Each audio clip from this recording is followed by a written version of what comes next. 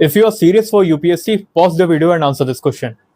Hope आप लोगों ने इसको आंसर कर लिया होगा। Let's solve it now. तो फर्स्ट स्टेटमेंट कहता है कि constitutional amendment bill can not be introduced by private member of the Lok Sabha.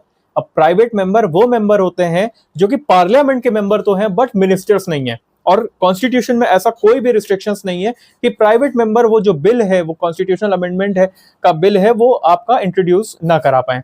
So with this हमारा पहला स्टेटमेंट गलत हो जाता है। Let's come to second statement, जिसमें बोलता है constitutional amendment under article 368 can be challenged on the grounds of contravening fundamental rights.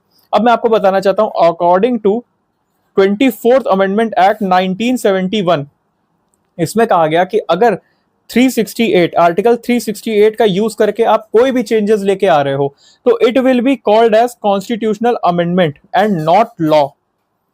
क्यों? क्योंकि लॉ की जो डेफिनेशन है वो दी गई है आर्टिकल 13 में, तो it is not covered under the ambit of law.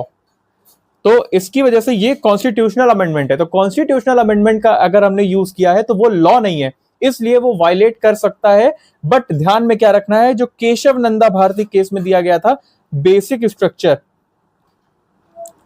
Structure जो है वो नहीं हिलना चाहिए। तो बेसिक स्ट्रक्चर जो है 1973 में हमें मिला था और इसके बारे में बताया गया कि भैया बेसिक स्ट्रक्चर को मत हिलाओ, बाकी आप इसमें चेंजेस कर सकते हो। और इसी से हमें यह भी पता लगता है कि भैया हमारा जो कॉन्स्टिट्यूशन है वो एक लिविंग कॉन्स्टिट्यूशन है। तो इससे हमारा जो जो अपना सेकंड पॉइंट था वो हमारा करेक्ट हो जाता है। With this our answer is B. Hope ये आपको बहुत अच्छे से समझ में आ गया होगा।